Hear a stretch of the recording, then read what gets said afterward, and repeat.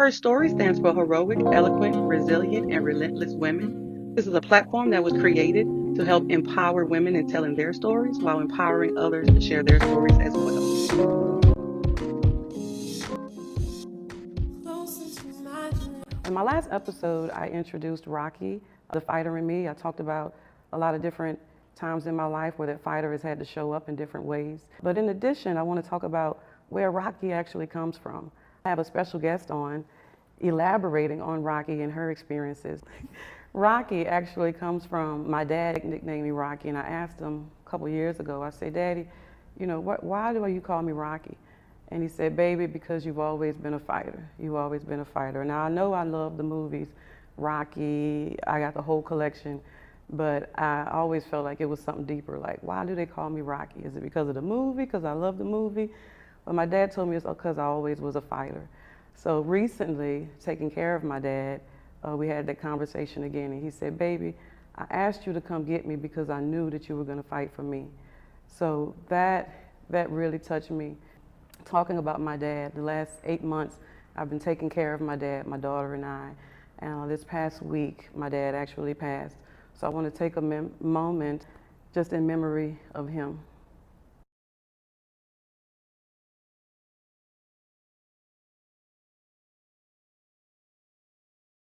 Today I have my daughter, my firstborn, Tyriel Thompson, as a guest with me today. She is actually my dad's first granddaughter as well. She is who I talk about over and over again, being a teenager, pregnant, and that my firstborn child, and what actually made me and created Rocky, created that real fighter in me. So I think it's important to have her as a guest to actually elaborate and show her perspective and her standpoint in being that child of a teenage parent and how that may have affected her and impacted her life, but also sharing her story as well. So I have today Tyriel Thompson, my baby girl, well, my oldest big baby. Thank you for joining us today on Her Story. Thank you for having me. So Tyriel, I just want to ask you really quick, since you are a guest on Her Story, what does Her Story mean to you? How did you feel about that once you learned that I was starting this podcast? Well, her story means to me empowerment. It means being courageous. It means being brave. When I heard that you were finally going to start the podcast, I was very excited. My heart was very full because it's something that we have been talking about. And it's something that I always believed that you should do because you have a voice and you can touch people. You brighten up people's day, you know what I'm saying? People come to you when they have, when they have issues. And I feel like your story is powerful and it could touch a lot of people and it could help people. So I was really happy that you decided to just go ahead and do it. Thank you, thank you. I'm glad you say that.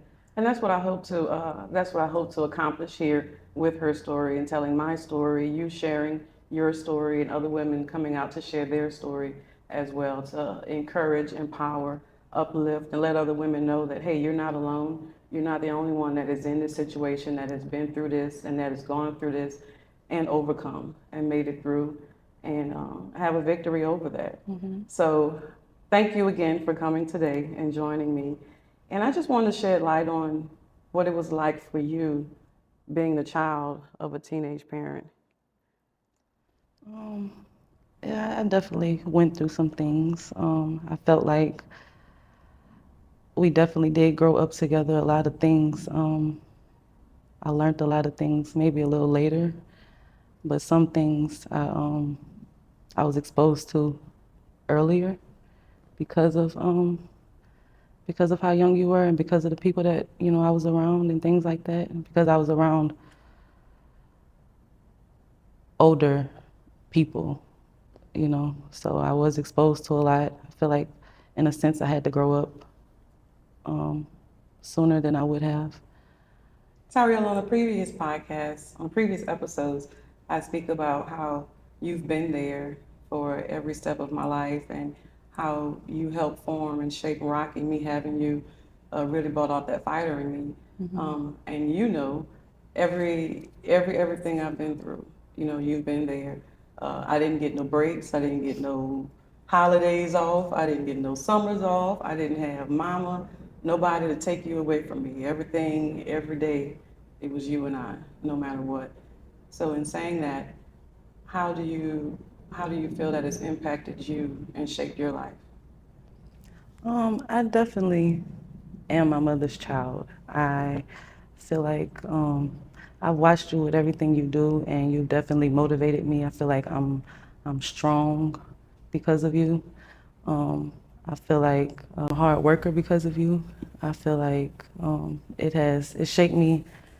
It shaped me to be the woman I am today. I mean, the woman that I am today, like now, is definitely more of a reflection of you, of your strength and of your growth. I feel like who I've grown from was more of a reflection of um, the struggle and the the pain Mm.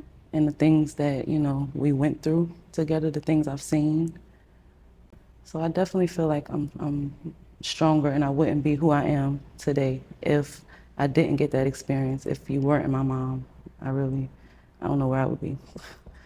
I don't. So it's definitely impacted me.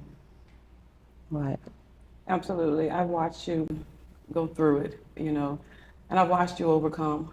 And one of the hardest things for me was having to let you be an adult, having to let go of you, not let go, but letting you make your own decisions and be an adult because I didn't want you to make some of the mistakes I had made. And, as a parent, you just want to protect your child from everything. You want to keep them from bumping their head. You don't want them to get any bruises, and I always, in a sense, kind of sheltered you in that way. But I also understood that you had to trail your own way. You had to bump your own head and have your own experiences and make your own mistakes. And I remember when you got your first apartment, I remember, you know, that experience and having to let you go and be independent. And that was really hard. That was really hard. I'm like, oh my God, my baby, no, no, just stay here a few more years. You can stay here through college, everything, just stay here. Honestly, I think that for me wanting to leave as early as I did, it has a lot to do with the things that I went through as a child and just wanting to get away and experience the world on my own and make the big girl decisions because I already felt like I dealt with big girl things. You know what I mean? So I dealt with abuse as a child. And a lot of that stuff I kind of buried, but I was also always running away from it. You know what I mean? And I was always looking for love. I know as a parent, I did my best in loving you. So was it something that was missing? Why do you feel you had to look for love? It was nothing from you. I always felt love from you. It was, I never felt love from like my father.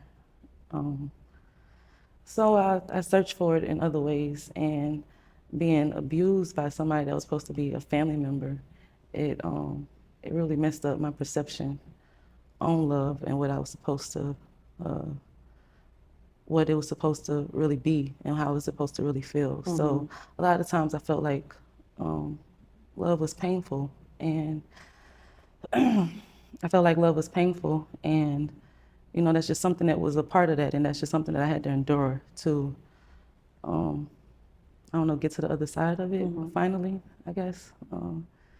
But yeah, I never felt like I was loved or accepted really from a man like that, like except my papa, So that's why I was always searching for it. Okay. So in searching for love, what are some of the things you reached or latched onto in searching for love? What are some things I went through Yeah, perhaps. in searching for love? Went through a lot. I went through a lot of me taking a lot of what I didn't deserve, accepting a lot of BS, a lot of low standard shit. I was just, you know, just happy that somebody was there, acting like they loved me or whatever. You know, I went through mental, emotional abuse with somebody that I was with on and off for like 13 years. And I accepted that, and I thought that that's what it was supposed to be, and that's what I deserved because I used to didn't think that much of myself. And a lot of that was from letting people tell me that I really wasn't too much. I really wasn't, I ain't gonna be nothing. I would try to show my talents to the people that I was with, and they would basically dismiss it. And so for a long time, I forgot about my talents. For a long time, I didn't really care about it. I didn't care about myself. I just cared about pleasing that other person, So now I'm in a much better space, and I care about pleasing Tyriel. I care about loving me and finding who I am, and figuring out what is broken inside of me so I can fix it. Would you mind sharing what that journey has been like for you, getting to now? Like, what was maybe some of your turning points? Like, what was it? Because I speak about being in a dark place for the last few years, and I believe you can remember when I started sinking into a dark place. And I know the turning point for me, where I said, I no longer want to live like this. I no longer want to be in this dark place. I want to actually live and love me and live life in its fullness, walking in God's purpose. So what was it for you in that journey that turned things around? Every time that I'm not as close to God as I need to be, I feel it. You know what I mean? And I've been feeling it, but things of the world, people that I was with and stuff like that, pulling me away from it. But when I had time to myself, and this big health scare that I had to have surgery in January on my spine. That was real scary for me. That was very, very scary for me. And that's the longest time I've been down, and not doing anything and having time to reflect. I had a lot of time to think, and yeah, that was a big turning point. That was a really big turning point. I didn't want to be unhealthy. I wanted to take care of myself. I wanted to figure out why I was so broken and so emotional, and I just really wanted to work on me in that time that I was down, because I was really depressed about it. A part of me wanted to be mad at God, but another part of me, like, my faith is so strong. Like, I'm very, very spiritual, you know what I mean? So that part of me, it took over, and yeah, that part of me, it took over, and I just wanted better for myself. I didn't want to feel the way I was feeling no more. I didn't want to be depressed and just angry. I carried a lot of hurt and a lot of anger, and it was easy for me to explode. And I just didn't want to do that no more. I didn't want to be that. So I started ordering a lot of books. I got journals. I started writing again. I started writing poetry. I started reading 50 Cent, The 50th Law. That book speaks about being fearless. And a lot of my problem was I was scared. I was scared. I felt like I never felt like I had a voice. Never.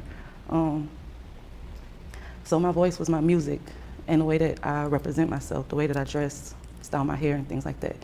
That's my voice. But I want to speak, and I want to be heard, So I started doing things to help me with that. I started journaling, started reading, stopped listening to all the music that I was listening to that's not really about nothing. Started listening to more neo soul, and started putting gospel back into my playlist and things like that. So you started diving deep. Started diving deep, and I guess kind of getting to know yourself better, and facing those realities that we run from, that only we know. Absolutely. How did that feel? I'm very proud of myself.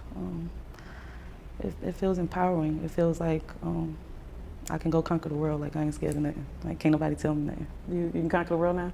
Okay. I feel like, if I didn't overcame these fears, and I feel like I can confront my past and I can deal with it. And that was like some of my biggest fears, is dealing with that. I can do anything, you know what I mean? So I feel like can't nobody really tell me nothing. Hey, that's a long way to go. That's a long way to go. Yeah, and I still do have a long way to go. I still am growing, but it's a different feeling now. You know what I mean? I'm very proud of myself. Like I see the growth, and I just want to keep on going up. That's it, you know. What do you feel like was the largest hurdle for you to overcome that held you back the most? Fear. Fear? Hmm. Probably yourself? And also speaking negatively to myself and talking down on myself. I was like my own worst enemy at one point, you know. So getting over that and actually speaking positive to myself now and believing it, you know, that was a big hurdle. You have a lot of things going on. You really do. I speak so highly about you, and I be trying not to brag. I really be trying not to brag because you're my baby, you know. But you really do a lot, and I didn't realize until a few years back that all those years that you were beside me, that you was with me, I was actually training you. You been my right hand man. Yeah. And so, what all do you have going on? So let's talk about those characteristics that you picked up from your mama that carry you till today. Well, I definitely get a lot of talent from you. I feel like I'm talented in every which way. I do music. I have my own salon. I do nails, hair. I have my own products. I'm very artsy. I like to create things. I'm a go-getter. You know, I'm about my money and I'm about my business. I definitely get that from you. But I do have a lot going on, and So I'm what do you really have going on excited. right now? What are you doing right now? What's going on in your life now? Right now, I am trying to get my shop together to have a grand opening. Okay. That's my biggest focus right now. And a few months ago, I recorded 2 songs that I really would like to get out by the end of the year, but I'm focused on the shop first, and then I want to get the 2 songs out. But Okay. yeah, that's All right. So what is your brand name? Cartel Beauty. Cartel Beauty. What is that about? Cartel Beauty is, I want it to be, first of all, Cartel Beauty gonna be worldwide. Okay, worldwide. We're claiming it. We're going global. All right, global. All right. I want it to be a lifestyle. Like I want you to feel like you've joined something when you come to me. I want you to feel like you're getting an experience. Like you don't ever want to leave. Like this is my home. When I come up in here, when I get my service done, or when I get my product or whatever like that. Like, you know. So yeah, like welcome to the cartel. So you know. Okay. That's great. I'm excited, and I can't wait for your shop to open and all the great things you're going to do. I love it. I love it. I love watching you. You are very creative. You have a lot of great ideas, and you just, all of this is natural. It just comes to you, and I'm like, oh my God, you are an artist. Watching you in the studio, watching you in your music, you're so passionate about it, and I can't wait for the world to hear it. Like, oh my God, I can't wait for the world to hear your voice. Me too. Something that's been important to me for a very long time is those that have a voice using their voice, actually using their voice, using a platform. And for a long time, I felt like I didn't have a voice too. Even though I'm outspoken, I got a big mouth, I'm gonna let you know how I feel, what's on my mind, I'm gonna be open and blunt. I felt like I didn't have a voice either. But something inside of me kept saying, be the voice you want to hear, be what it is that you want to see in, you know, in this world, in your community. And I always had a problem with people that had a voice and had a platform and didn't use it for any type of good, or didn't use it to uplift or inspire or bring people together. So I feel like if you have a voice, then use it. Use it to uplift somebody, use it to wake somebody up, use it to just reach, you know, reach on a positive note, because I feel like there's so much negativity, so much bad already in the world. You know, we don't need to add to that.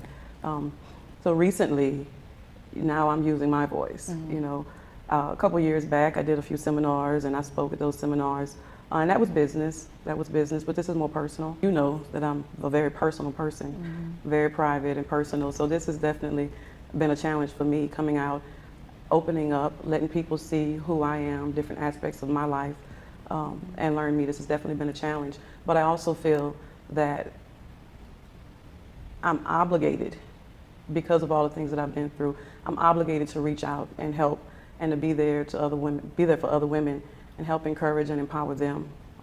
Because I've been in so many situations where I didn't have somebody to reach out to. I didn't have somebody to say, you're gonna be all right, you're gonna make it through, and or this is what you need to do, or I've been there. So I think it's imperative that I use my voice for those that can't. And that I also use my voice in my healing and our healing. You know, me opening up and doing this podcast has been part of your healing as well. You being here today is part of your healing, and I know you've talked about some things that you've never really opened up about. I know it's been hard for you too. So your voice in particular, what would you like your voice to be used for? What would your voice say? What would be your message? I want my voice to touch people who have been through similar things as me.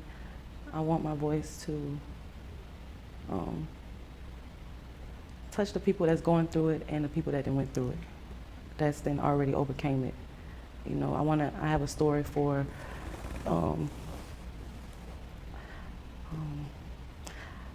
feel like my story, like I said, it's for the people that's, you know, that's like in the trenches and the people that's out of it, you know what I mean? Like I want people to hear my story and be inspired and feel like if she can overcome it and if she can make it, I can too. You know what I mean? So, yeah, because a lot of the times I really talk down on myself. I didn't feel like that I would get to this person that I am today. So it's really major for me, you know, that I've grown so much and that I have overcame so much, and that, yeah, so I feel like if I can do it, you can do it too, you know. In your story, what is it that you overcame that you would like other women, that you like to share, let other women know, young women know that they can overcome? The fear of speaking out. I want young women to love themselves, not let society ruin you. I want young women that's out there chasing for love to realize that you need to love yourself first, and that the right love will come after that, you know. I feel like that was like my main issue, was searching for love and letting love take over my life, really. And would you like to elaborate on a particular situation? well, I was on and off with somebody since I was, well, for like 13 years, from the time I was 13. And no matter what that person put me through, I always felt the need to prove myself to them. So I always go back and always felt the need to please them for whatever reason. This person physically abused me, mentally abused me, all kind of stuff, all kind of shit. You know, we slept in cars together, slept on people's floors, pillow to post, like we really went through it. And I thought that that was just real love. And, you know, I thought that you're supposed to go through all of that, you know. That's what love is, but it's not. It's really, really not. And once I realized that, I never ever thought that I would let that person go. But once I was over that person, and once I realized that none of that was love, like none of it, it just opened my eyes to a whole new thing. Like I looked at love a completely different way. When I ended that situation, I wanted to completely give up on love. I wanted to say, F it. I wanted to, you know, just, like I'm thugging, you know what I mean? Like, but in reality, that's not me. I am a lover, and I do deserve love. But I just had to stop looking at it from that way. I had to think more of myself and love myself more. I had to love myself enough to realize that that's not what I deserved, you know. So I definitely want young women, it ain't just young women, it's women that's still going through that, older women that's still going through that, you know, that it's not love and you don't deserve it, and you can walk away, you know what I mean? I feel like if I would have stayed in that relationship, my life would have definitely took a turn for the worse. I don't know how, but it would have definitely took a turn for the worse if I would have stayed in that. So, yeah. What is it that kept you going back? The years, the time that was put in, the fact that I really felt that it was true love. I was lost, and for a long time that felt like it was what was familiar to me, and it felt like a home. Even though it was a real broken home, it felt like a home. And I'm a very loyal person, and I wanted to be loyal to him. I wanted it to work so bad. I had this dream in my head of, you know, one day us overcoming all the BS that we had went through and us just riding off into the sunset. But that's just a fairy tale, you know what I mean? And it was never gonna work like that. So I had to really just wake up, get my head out the clouds, and just look at things for what it was. And what it was wasn't it. You know? It wasn't it at all. Mm-hmm. So When you look back on who you were then, mm-hmm. on those pictures of who you were and yourself back then, what do you see? I see a lost, confused little girl. That's what I see. I see somebody just searching and trying to be something for somebody, but not trying to be something for herself. That's what I see. Mm-hmm. Yeah. When I listen to you say that, that's definitely a characteristic you got from me too. You know, I've done that for a long time. Been everything to everybody else, and basically abused myself. I put everybody ahead of me and my wants and my needs, and that kept me busy. That kept me real busy, and I didn't make myself a priority. And what I learned is we reflect what we receive. So if it reflects that I'm not loving me and that I'm not pouring into me, the person that's receiving that, then they're not going to give more into me than what they're seeing from me, you know. And I've always told you girls that when you pursue your dreams, when you're on that road to pursuing where it is you want to be, whether it's you getting an education or whatever it is, that's when you'll meet that one. That's when you'll meet them, but pursue and work on you first. I've always told you, baby, live your life. Live your life. And you got that more than anybody because I didn't have that opportunity with you to, you know, to be a teenager, to be a young adult, you know, and actually live. So here now I am older and I'm ready to live, right? But all those years I've committed so much to everybody else but me. And that's exhausting. That is very exhausting because you realize I'm nobody's priority. I am nobody's priority. All these people are a priority in my life, and I'm making sure they're good, and I'm making sure they're taken care of, and I'm making sure this, and that. And no one is doing that for me. And if I don't pour into me, and there's no one else pouring into me, then what do I have left to give? So you definitely got that from me, and I had to learn that the hard way. And that's why I say we're growing and healing together, you know. Absolutely. You not having your father as part of your life, it definitely made a huge impact. And the only man that was constant was my dad, your grandpa. You know, so you were able to see it, but you just didn't get it in the way you wanted it. Right. Yeah, I've always wanted a father-daughter relationship, but and I'm not saying that it's not too late. We do talk now, and he does try, but there's still a part of me that just feel like that time has passed, you know, and I still want it, but like I said, it's just a part of me that just kind of feel like that time is just passed. But it is something that I feel like I'm getting over, and us having any kind of relationship now, it is a part of my healing, and I'm thankful for that, you know, and I just hope that it continues to grow, and maybe one day I will get that relationship, you know, you never know. So. It's definitely a process. It's definitely a healing process. There's so many years that went by without any communication, without anything, so many unanswered questions, so many unknowns. And there was a lot of confusion involved in that too, where, you know, because there is no communication, nobody really knows, and nobody knows how to open up, nobody knows how to start the communication, because there was a lot of pain and trauma associated with that as well. And, you know, often we don't know how to deal with that. And how we deal with that often ends up in the type of rage or something violent, and us reacting in a way we would not have wanted to react, but it comes out. Yeah. It comes out. Definitely. I definitely had my episodes. Definitely. Yeah. Let's take it back a little bit. On my previous episodes, I talk about you and how having you changed my life and how you brought out the fighter in me, and talk about a couple of things we went through as you being a child and a teenager. One in particular was the time in Baton Rouge. What time in Baton Rouge, man? Well, you know what? I'll let you elaborate. Which one? It was a couple times in Baton Rouge. Any one of them. Any one of them. I only spoke about the one when I called the police, when I jumped on you. The time when I left the house and I wasn't supposed to. And I think I called and Priscilla answered, but she was telling Priscilla what to say.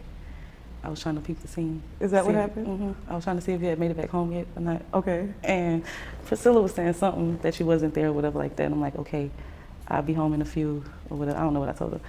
But when I walked in the door, it was not Priscilla behind the door, it was you. Okay.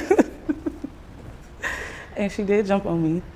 And I think that's when he was like, you want to be grown, get out my house or whatever like that. Yeah, so she put me out, then called the police. Told the police she put me out. Yeah, I went by my friend's house. And I think I didn't go to school for a few days, but the police had came to the school when I finally did go back to school. Yeah. The police Pulled came me to out of- school and what? Pulled me out of the classroom. Said, your mama been looking for you. I told the police she won't put me out. What did they say? I forgot really what happened, but they made me go back to class. I know that. Yeah, What was it like when you went back home? I really don't remember. I imagine that it was some tension in the house. I imagine that it was some tension. I imagine I probably stayed in my room or something. I was an angry teenager. So that was a lot. I put you through a lot. I'm sorry. Sometimes.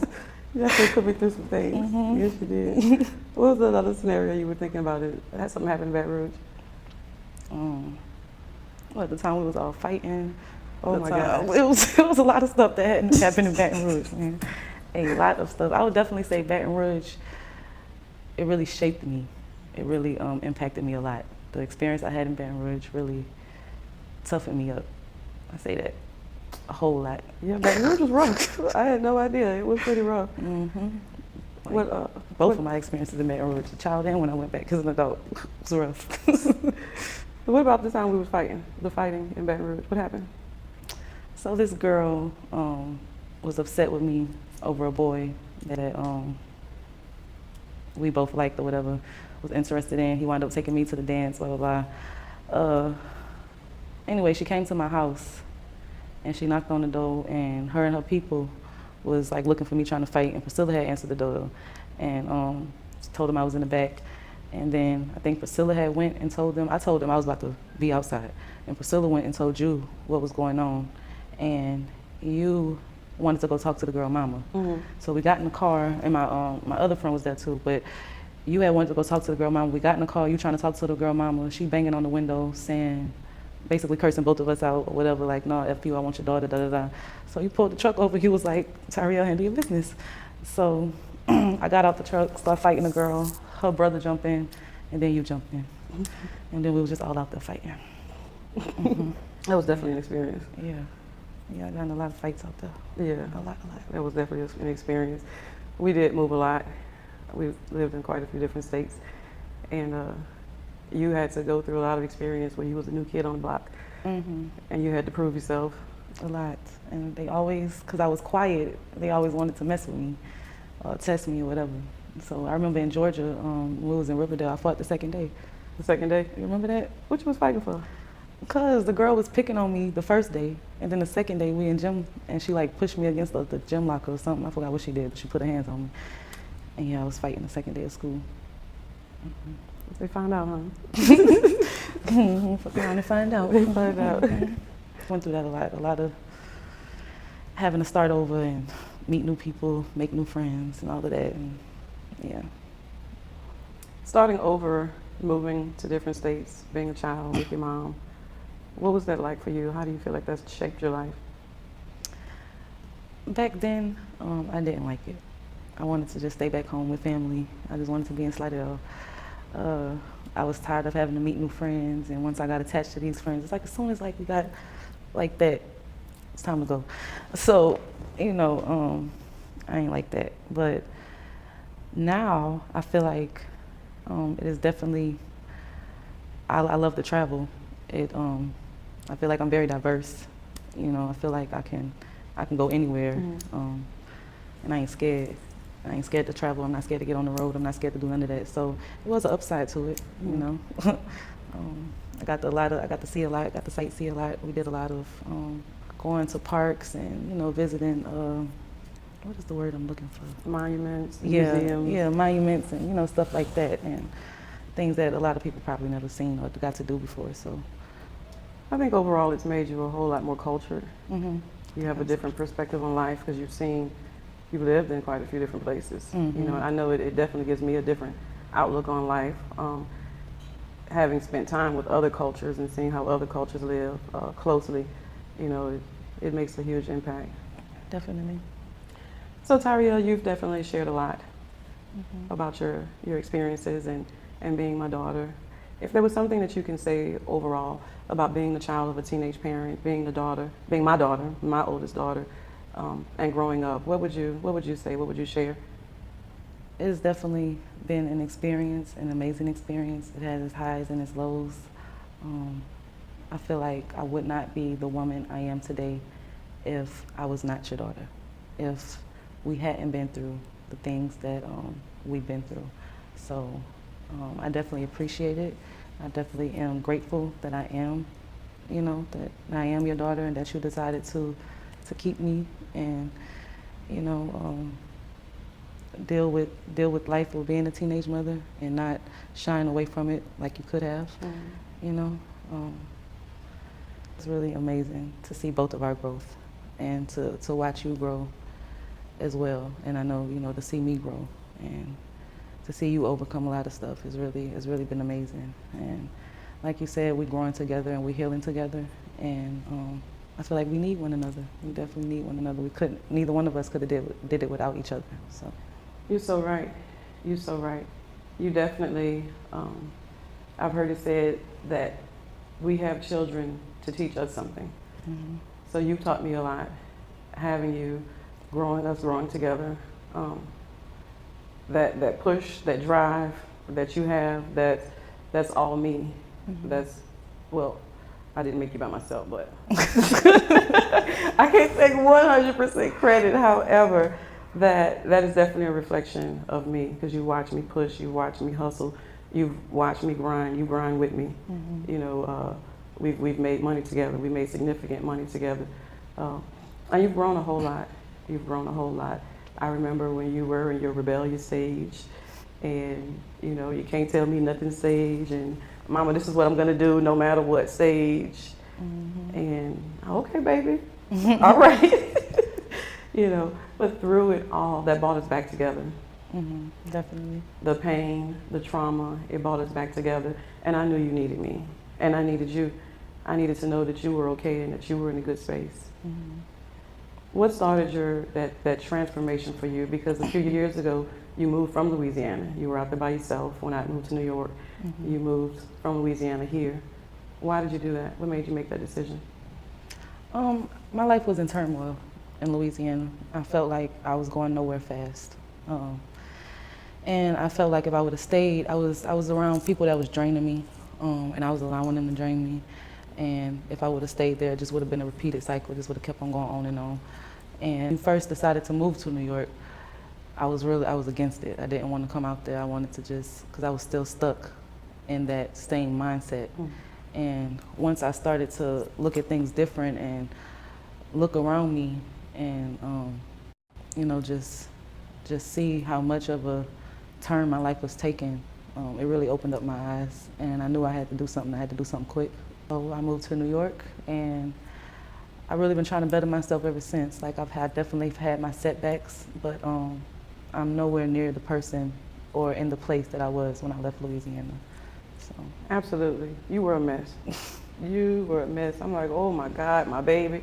I didn't want to leave you because I saw where you was headed, mm-hmm. but I couldn't change your mind either. Mm-hmm. You were dead set on what you were doing, and I knew you had to bump your head. I knew you had to see things for yourself and come to your own conclusions. However, when you said, Mama, I'm ready. When you say, Mama, I can't take this no more, I'm ready to go. I sent for you. Mm-hmm. I put her up for 1 month.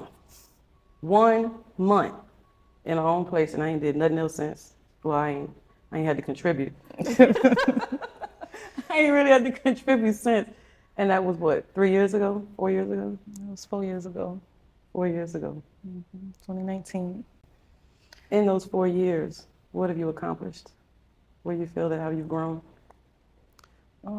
I've started my own business. I've maintained my residence, which was something big for me.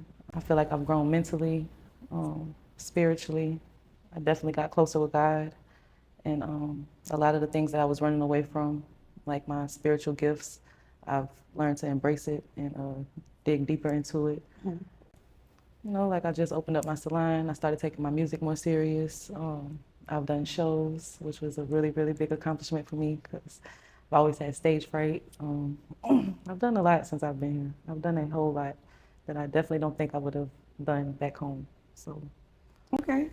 So what do you see moving forward? What do you see in your future? And since you did mention stage fright, can you share your stage name and a piece of that? My stage name is Miss T. That just comes from, I really don't know. My nickname been T from like my friends for a long, long time, since like middle school. And when I started working and going around people, they're just like, okay, Miss T, you know, so it just kind of stuck and I liked it, and, you know, but I am Miss T. I'm a CEO, nail tech artist. That's my little slogan. Where can people find you at? On Instagram, Cartel Beauty with a K, K-A-R-T-E-L Beauty, and _ I am Miss T, that's MISSTEE. And on Facebook, it's just my name, Tyriel Thompson. And that's about it right now. You can go to my website, cartelbeauty.com. Okay. That's about it. Yeah. So what can we expect from Tyriel in the near future? What are you working on? What do you have upcoming? Like I said, I'm working on the opening of my salon, but I also want to do more content. Like I want to start back doing my YouTube. I started a YouTube channel a few years ago that I never really went anywhere with. I want to just start documenting and creating content surrounding Cartel Beauty and surrounding my life, so that, you know, people can just get a better look into me and who I am and what I do on a day-to-day basis and things like that. I want to focus on my online store. So I sell acrylics, I sell gel polishes, builder gels, nail tips and nail charms, and that's about it right now. I just really want to focus on Cartel Beauty and creating my content and just letting the world know who I am and what I'm trying to do, and putting Cartel Beauty in your face. All right. All right, that's what I'm talking about. I'm excited about everything you're doing, and I know you have a point to prove. I know that, you know, this year it started off pretty rough with your surgery in the beginning of the year. That took a few months, you know, getting over that, healing and recovering, which you're still recovering. But I know that time being down and working on yourself and this newfound resilience that you have about you, I know that there's a whole lot on the other side of that. You know, that Absolutely. was, I look at it like a short-term setback for a major comeback. Absolutely. A major comeback, yes. Well, thank you so much, darling, for being here with me today and joining me on Her Story. I look forward to you sharing more of your story and coming out.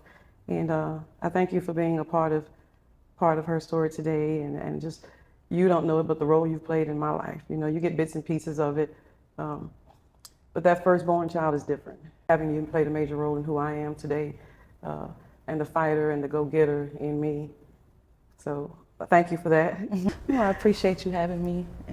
I look forward to hearing more of her story, and I look forward to coming again and being a guest later on, telling more of my story. In conclusion, guys, is there anything specifically you'd like to say to viewers that you'd like to add? Just thank you for having me again. Go check out my Instagram, Cartel Beauty. I am Miss T, cartelbeauty.com. That's about it. All right, sweet. Be sure to follow, like, and subscribe to Her Story. Share this if you found value or if it has helped you in one form or another. And thank you for joining us. Be sure to join us again in this episode. Thank you.